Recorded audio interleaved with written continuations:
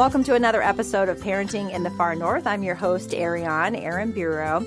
So today's guest is helping represent the dads. He's Alaska native, born and raised here in Anchorage, spent 4.5 years in the Marines, worked at South Central Foundation for 11 years, managing 81 employees in the OBGYN department. He became a dad at 37 years old, and then 6 months later, he became a stay-at-home dad. So please welcome to the podcast, Michael Jenks. Michael, thank you so much for being here today. Oh, no problem. I'm excited to be here. Well, we're glad to have you. So I want to start with, how was it becoming a dad? I want you to take me back to the moment that your son was born. What was that moment? What was that feeling like for you? Do you remember it like it was yesterday? I do. We were on our way to the movies to watch The Revenant in the theater when my wife says, I think we have to go to the hospital. I was like, can you now? Yeah, now? it's time. I yeah. wanted to watch the movie, right? So we did not see The Revenant in the theater. We went to the hospital, and it was Valentine's Day. And we didn't know the gender. So I was like, oh, my goodness, please don't let it be a boy on Valentine's Day. So kind of luckily, he turned out to be a boy, and the OR wasn't very fast. So he was born on February 15th. Oh, okay. At like 1 day a.m. after. So it's like, whew, okay, good. We have a boy not on Valentine's Day. And was this your first? Yes, first. Okay, so had you pictured in your mind what this was going to be like? And what was it like compared to actually, going through that whole experience? I had an idea.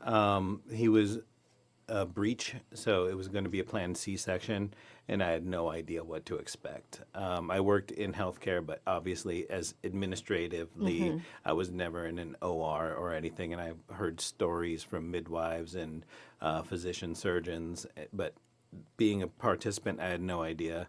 Thankfully, they had a curtain, so they did have a curtain. I was thankful for that. Yeah. Yeah, and then I remember when the nurse lifted him and said, do you want to see the gender? And, it was behind the curtain. I'm like, oh, no, they're making me stand up. So I just barely peeked over the curtain. I didn't want to see. Oh, wait, you're telling me, do you get queasy? Were you just a little, I was a little numb. Okay. A little numb Okay. and just going through the motions, right? Because I see my wife, she's pale because she has an IV in her, pumped her full of all kinds of liquids. So I'm not going to say she was puffy, but Yeah. good answer. She looked beautiful. There you beautiful go. during birth. Good answer. Yeah. We hear a lot from moms of what it's like being pregnant, going through the pregnancy. Of course, this podcast is all about parenting, moms, dads. Everything falls under that umbrella. So I'm just curious from you as the partner side, the husband side, what was that like going through those 9 months of pregnancy? Were you just kind of experiencing it with your wife? Were there some things that you experienced that were different from her? I'm just curious, from the dad perspective. From my perspective, it was pretty simple. My wife was a superstar. She still went skiing, pregnant, cross-country skiing. She loves skate skiing. We went to Hawaii. She was 20 weeks pregnant when we did a bike tour from Vienna to Budapest at 20 weeks pregnant. And then we went to Hawaii. And at her exam, she would just hop on the table like nothing was wrong. She was a trooper. She was. Yeah. I was shocked. And then at some point, I was like, you're just showing off now. You're just showing off. Yeah. So before we get into being a stay-at-home dad, let's rewind a little bit. So 4.5 years in the Marines, you worked at South Central Foundation for 11 years. You mentioned being in healthcare. Was working hard, getting into and providing for your family. Is that just kind of what was ingrained in you and, planning to have a career? Yes, that was ingrained in me. Just because of my childhood wasn't the most pleasant. So I went through the Anchorage School District unsuccessfully several times. And I grew up finally, and I thought, when I have a kid, I'm going to just do whatever I can do. I don't care if I'm working 24 hours a day. I will provide for that child. And it just so happened I married a woman who could provide for us all. And my sacrifice then, because that was my mindset my entire life, right? If I have a family, I'm going to work 24 hours. I don't care if I clock off at 5 and I clock on with a taxi company. This is pre-Uber and all that. I don't care if I clock on with a taxi company at 6 and work till midnight. That's just what I'm going to do. And then it was interesting to have the role shift because when my wife and I got married, we thought we didn't want any kids. Oh, really? Yeah. Okay. Yeah. And then we were a little bit older, and then we're like, well, let's have one. Let's do one. Let's go one. Let's try one. Because 37, which isn't old, just putting that out there Right. for folks. But Right. For women over a certain age, they do Yes. consider the geriatric pregnancy, which I don't know why they call it that, but Yeah. I Yeah. digress. Yes. Yeah. My wife was 40 Okay. at birth. Okay. Yeah. And healthy baby boy. Yeah, perfectly Okay. healthy. So, Perfect. yeah. And she had from the sounds of it, a great pregnancy. She did. Okay. Yeah, it was great. I think she liked it. Yeah, Yeah. I had a great pregnancy too. I struggle with the breastfeeding part, but we can get into those nuances a little Yeah. bit later. So you were mentioning working because I'm curious about your transition from having your son and then 6 months later, you guys make the decision for stay-at-home dad. Walk me through that process. Yes. So when we first met, my wife jokingly said, if we have a kid, you could be the stay-at-home dad. And I was like, no. Immediately no. Immediate hard no, because I saw myself as a working professional who provides and goes and makes money. I worked full-time, real estate license, got my MBA, had 3 rental properties. So I was doing pretty well. And then I just married somebody who made more. That's just And nothing wrong with that, yeah. yeah, no, it's my bad luck from my ego and pride. So she floated that. I was immediate no, because when I managed the OBGYN department, a lot of women physicians have stay-at-home husbands just because of the financials. And I would meet some of those guys, and I would not see myself relating to them at all because I was working. I was in the Marines, and after I got out of the Marines, my brother played college football, so I hung out with the college football crowd. And that was just who I was until we had the child. And my wife kept kind of pushing me to be stay-at-home dad. I was like, no. So we had daycare planned and everything. So that's why when he was 6 months, I was stay-at-home dad. Did she get maternity leave? Did she get how much time did she get off she after took having off the baby? 3 months. Okay, I took so- off 3 months too because South Central Foundation has excellent benefits. So thank you, SCF. So through that though, I stayed home on paternity leave 3 months under FMLA. Okay. And through that, that's when I really started bonding with the kid. Right. My wife doesn't like this term, but I call it bonding through adversity. Right. The woman's waking up and feeding the child, yes, but I can't sleep through a screaming baby. So I'm up at the same time. And my role shifted to the chef, the cleaner. So I was basically the stay-at-home dad for 3 months, and that was like a job preview. So for 3 months, all I did was make food, clean things, make sure she's comfortable, make sure the kid's taken care of, be the driver to whatever thing we try to get outside to do. And I was like, this is kind of fun. Oh, okay. So I went back to work, and I'm sitting, and this is another negative at SCF, but I don't mean it bad. I was sitting in a cubicle under fluorescent lights with no window, and I'm sitting here like, why am I here? So I had a conversation with my boss one day, and then we were talking about projects, and then she says, okay, coming up in the future. And I was like, no. I made the decision to stay at home right there. I was like, Really? Right then and there? Right then and there. I said, no, I'm sorry. I have to put in my 2 weeks notice. Wow. And just it was a surprise to me as it was coming out of my mouth. Really? Yes. So you didn't go into work that day saying like, I'm going to put my 2 weeks in, No. leaving that day, but you did. No. And my wife had no idea. Really? I went home and I told her. Oh, yeah. Tell me about that conversation. Yeah. So her parents were in town, and they're very traditional. Very, very traditional. So I did not say anything in front of them. But at night, I was like, hey, Leanne, I quit my job today. By the way, She's like, what? And she's like, did she think you were "Good." joking? I feel like you're the jokester. She was like, I am. I am a jokester. But, she believed me that Okay. time. She believed me that time. So, yeah, and she was just happy. She was happy, like, oh, thank goodness. She was relieved I did it. Because we're fortunate enough to have enough income where one of us could stop working, and it just does not make sense to have her stop working because she out-earned me.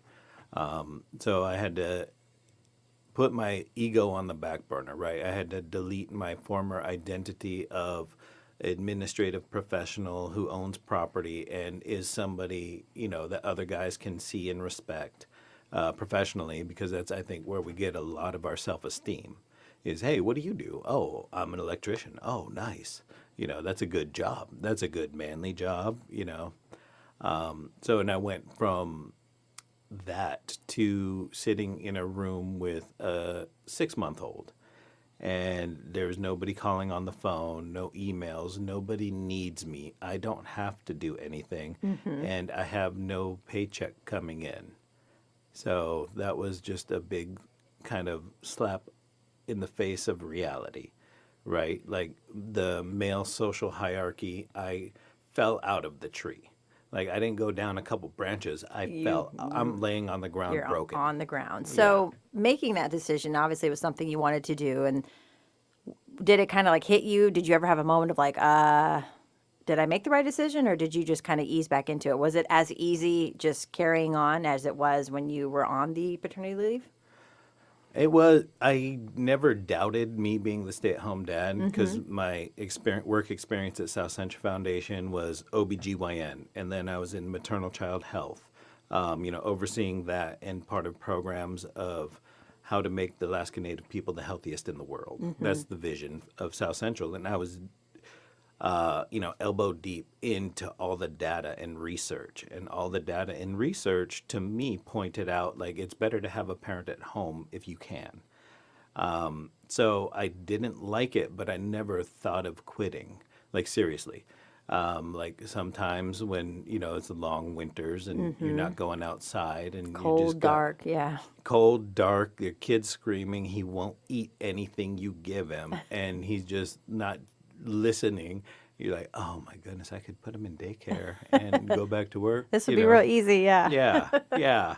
And then when I see the neighbor, they won't look at me funny, When did it drop out of your mindset of, when you started going out with your son, or if you had like play dates and whatnot, when people were like, or if just in general, when you got asked, what do you do? And you had to say, I'm a stay-at-home dad.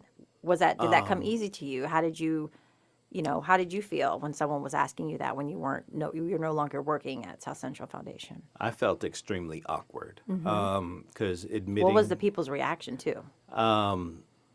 It was mixed reaction. Like before I quit, there was guys who would pick on me, like jokingly, but that undertone, like, oh, you got a new bag. That'd be a good diaper bag. Ha. I'd be like, ha ha ha. But then, I'd go with the joke, but I'd internalize that, like, dang, that's who I am now. So I would tell people I'm a stay-at-home dad. I'd try to make a joke out of it to make it funny.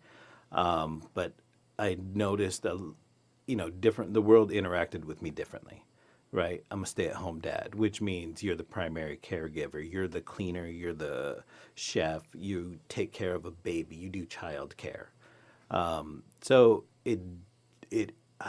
I feel it impacted the way the world interacted me a lot.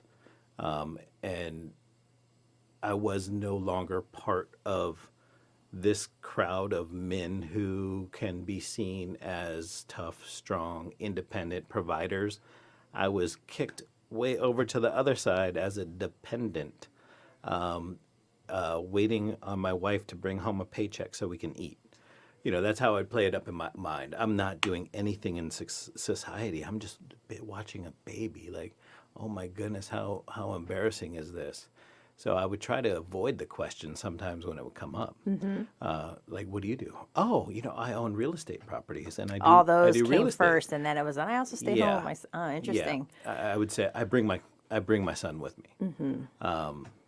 So that's how I would cope with that, because being a stay-at-home dad is not an easy life or decision, especially when we'd go out to parks and I'd be the only guy, right? And I was a very social person. How'd the moms react to you that were the stay-at-home moms? Tolerant.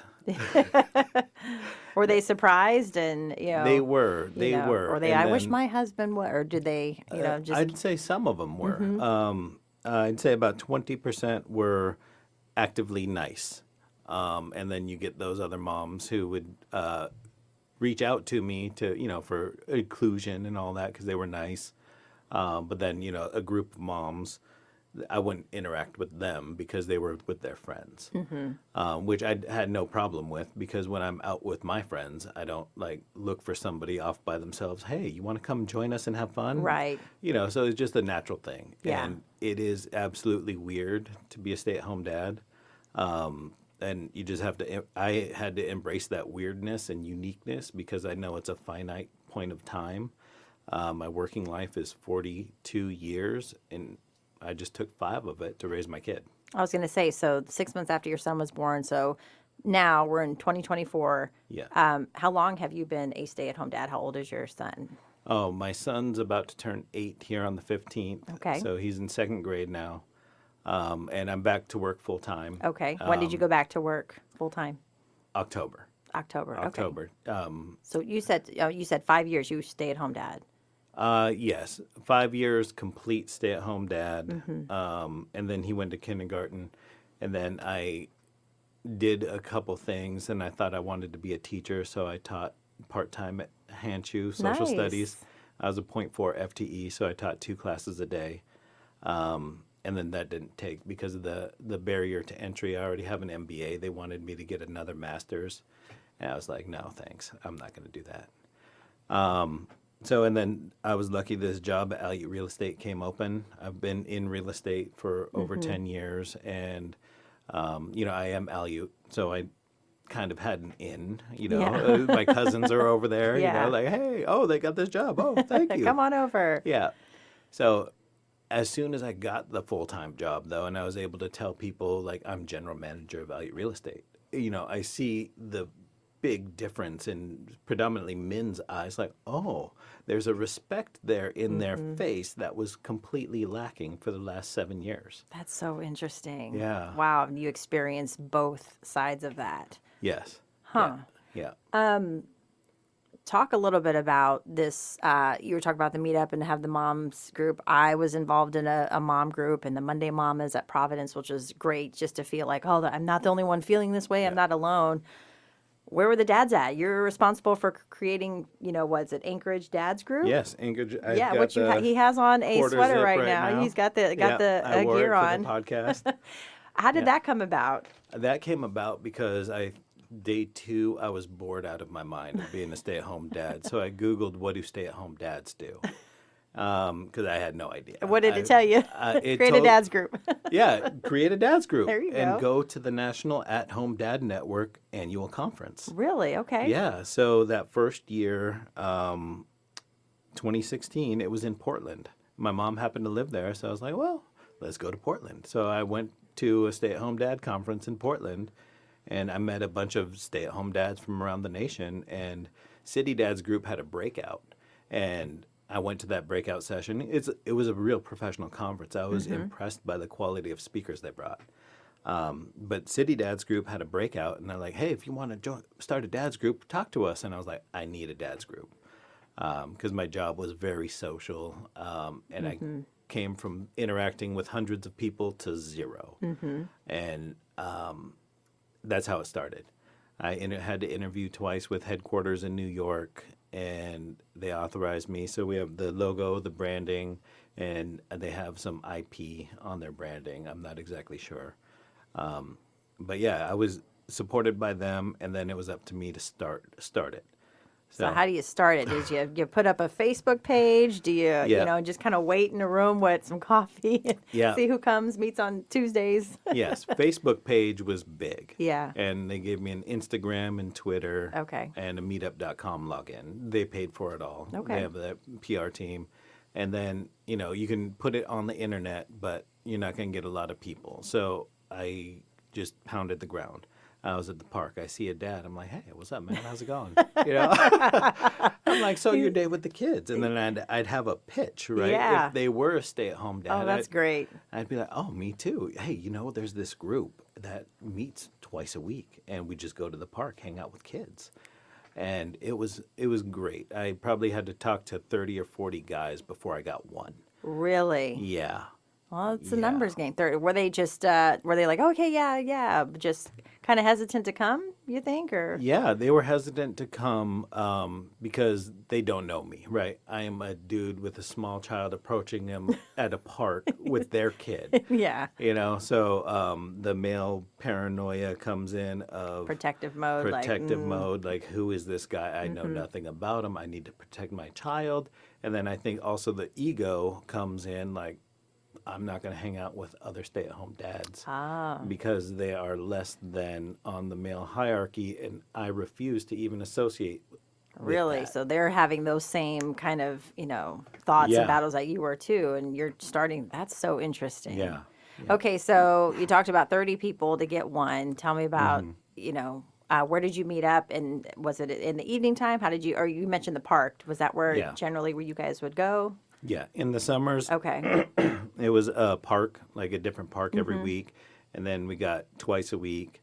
And then we started getting a core group of guys, about 6 or 8 guys that were just regulars. And then we just started making up our own meetups, like, hey, this is just at Jake's house. Okay. We're going to Justin's house. But then, that was just us guys. And then officially I'd be like, well, I have to do an event. So, hey, let's meet up at Muldoon Chanshu Park.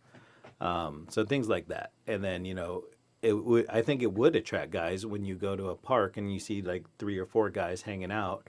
And then they're like, hey, what's up? How's it going? And they're, oh, okay. Because it's more accepted. Right. Like numbers. You feel safer in numbers rather than one solo guy just walking around. Hey, how's it going? Hey, how you doing? Oh, you're a dad too? People listening are like, hey, I think that guy approached me. They might remember you. Yes, yes. That was Michael. Yeah. So that one dad that came, do you remember that moment that day? How'd you feel? Were you excited? Were you a little nervous? Were you surprised? Yes, I was. I was like, wow, really? Oh, okay. Okay, cool. Yeah. One dad I'm still friends with today. We met at Kaleidoscape.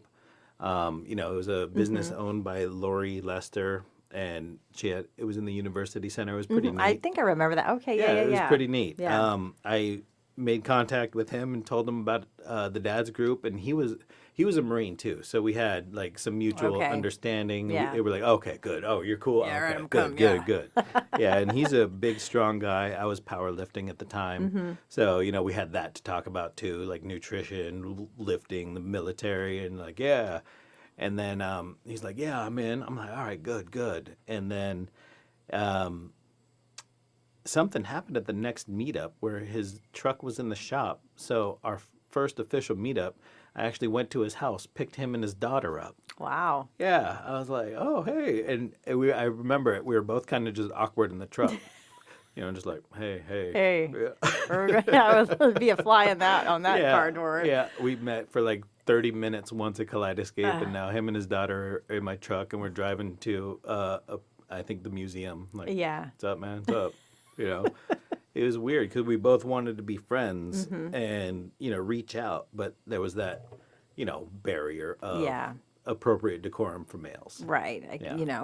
Okay. So we break the barrier, get to the museum, and, as this goes on and you get more people that come into the dad group, what were those conversations? Did, obviously the camaraderie and all of you guys are the stay-at-home dads. Did any of them share their feelings or the same sentiments that you did? Did you guys have some of those kinds of conversations? Yes. Get vulnerable, I guess, would be my question. Yes. Yeah. And it would be just like a regular hangout, right? So the vulnerable is, being vulnerable, I think can be translated into just talking about your day, right? And complaining about things. Like we'd meet up and then I would usually start it off because I'm not shy about complaining about things. I'd be like, man, my kid just won't eat. Oh my goodness, I made him steak and eggs. And then, when another guy was like, oh, that's good. You know what I do to get him to eat? So it is like shop talk, but we raise children instead of like building something. That is so great. And Yeah. is the Anchorage Dads group still going and thriving to this day? It is. Okay. It is. We have, I'm a regular member now since I work full time now. I have to limit my time. So Alex Schutz is now leading the organization and setting meetups. So how can people find that? Just go on on all the social media. If people are listening and they're like, I need that now. Yes. Facebook is the best. Alex is good at responding on Facebook. Anchorage Dads Group. If you search it, you'll find it. Okay. Going back to work, how was that? Were you excited? Were you a little sad? You know, you had been doing this for a couple of years now and started the Anchorage Dads Group and connected with these other men and these other stay-at-home dads, and then, you know, jumping back into full-time work and being away from your son. What was that transition like? That was hard for me because I still remember, like, Yeah. okay. So I remember him going to kindergarten, but I was still a stay-at-home dad, so it didn't really affect me because I knew I'd see him in a little bit, right? And then when he went to first grade, then I was teaching. I was like, well, I'm only doing two classes. I'm still doing drop-off and pickup. But then when I got the full-time job, I was like, dang, I'm not going to see this kid all day. And then, you know, I did some drop-off for the first month before my job started, and then that's when it hit me, right? Like, that life is over, and now I hate to say just a regular dad, you know, regular working dad, because I don't want to diminish the role of the father, but I was so in tune with his life and how it goes, and I set the tone for his growth and development. And now I see him at night. Sometimes I get home at 6, and then we have 2 hours before bedtime, and I kind of would do it all over again, right? I kind of thought of it like excited for the future, but I would roll back time if I could, right? Even though there was all the stress, anxiety, slight depression, and not knowing where I fit in the world, and just being completely stressed out, and, you know, the feelings of being a loser as a man, I would redo it all. That's amazing. Yeah. And your son and those memories that you created in that amount of time are going to be unforgettable. He's going to remember that, as are you. Yeah. That's going to stick with you. What would you say to the other dads or partners, you know, or men, or someone who's about to embark on this journey of parenthood? You know, what advice would you have? What advice would you give to those dads that can completely relate to you and maybe are having to make this decision of who's going to stay home? Yeah. Which you can also too relate to the moms that have to stay home and Yeah. do what you did. Yeah, I can relate to the moms, but for dads, the advice I would do is do everything you can. If you can stay home, stay home. If you can cut back hours, because that time's precious, right? Because each day you wake up, that kid you knew yesterday is gone, right? Yeah, time flies. It does. It literally does. flies. And people would say that, and okay, and my daughter's 8. It was yesterday I was Yeah. pregnant. I remember that. And I watch old videos, and I'm like, oh my Yeah. goodness. So I can only imagine. Yep. And to be respectful for the dads who have to work, you know, work as hard as you can, knowing that you're providing for your kid, right? I think that's the guy's thing, right? My providing was nutrition, education, fitness, activity, how to go in the world. So I just had to reframe my providing, right? I wasn't providing food. I wasn't providing money or shelter. I had to provide different things, life lessons, how to interact with people, education, get him started in life smartly. So if you can be a stay-at-home dad, if you can't, work hard knowing that everything you do is going back to that child, and that child's going to see it no matter what, because the child looks for effort. You know, when I was with my dad for 2 hours a day, it was the greatest time of my life, and I was able to eat because of him. Or, you know, oh, I spent all day with my dad, and it was awesome. It Yeah. was so great, you know. I love that. How was it with you and your wife? Was there any kind of, you know, you said your wife had asked you and that you guys made the decision for you to stay home. Was there at any point that your wife maybe felt like, oh, maybe I should be the one being home? Did you guys go through any of those kinds of feelings? Not really, because my wife knew the deal, right? There's no way I could have out-earned her. So she would be a little jealous that I'd get to do all these things. But my wife and I are shockingly solid. I say shockingly because of her putting up with me and my attitude and, my angst. I don't want to say anger or rage, but that's what I felt inside for being reduced to a child care provider. How did she support you in this transition? What was the best thing that she did for you during this time? At the time, it didn't help, but giving me space and just to process and supported me. She's like, you can go to the gym or something, like go out with your friends. I don't drink, so it's not like she knows I'm not going to be out all Right. night. Go do something. So that's how she supported me. When I didn't do the laundry, she would say something, but she wouldn't freak out. When I didn't clean the dishes, she often talked like I wasn't really stay at home because I didn't clean, I didn't do laundry. So she was fantastic in supporting me by kind of seeing what I needed, right? I needed space. I just didn't need to talk because if I started talking, my irrational brain was going to go off.